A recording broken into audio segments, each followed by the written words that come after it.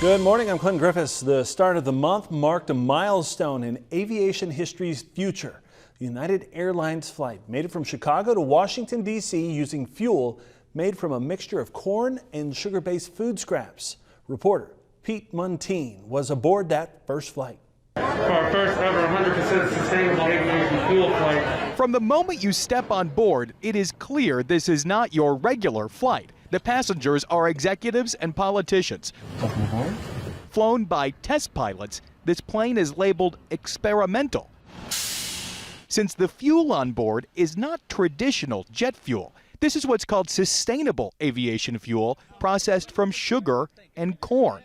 It is powering this United Airlines 737 in one of its two engines, a first for a flight carrying passengers.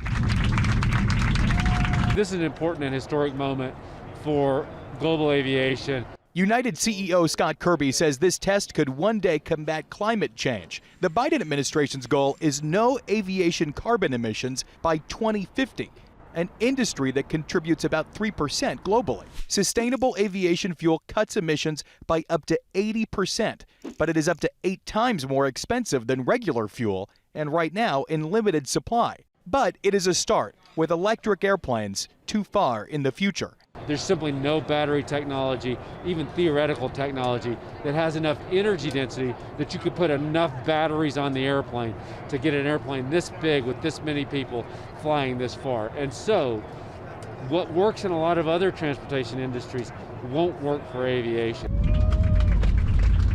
This test touched down in Washington with a message. Airlines want tax credits to lower the cost and the FAA to approve the fuel more widely. Manufacturer Virent says this fuel is so molecularly similar to jet fuel, it is a direct replacement. It means all the infrastructure, the planes, the engines, everything's ready to go today, right now. So this hopefully someday is not really a big event, it's just the normal way we do things.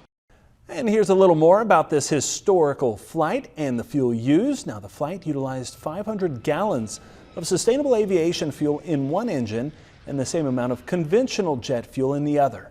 It was an effort to prove there are no operational differences between the two. The SAF used on the flight is drop-in ready, meaning there is no need to change the aircraft or its engine fuel systems in order to fly. The company that produced the new fuel technology, Virent, is a subsidiary of Marathon. Most SAF is typically made from used cooking oil or vegetable oil, which has to be blended with petroleum products. That's because the SAF doesn't have a required component called aromatics.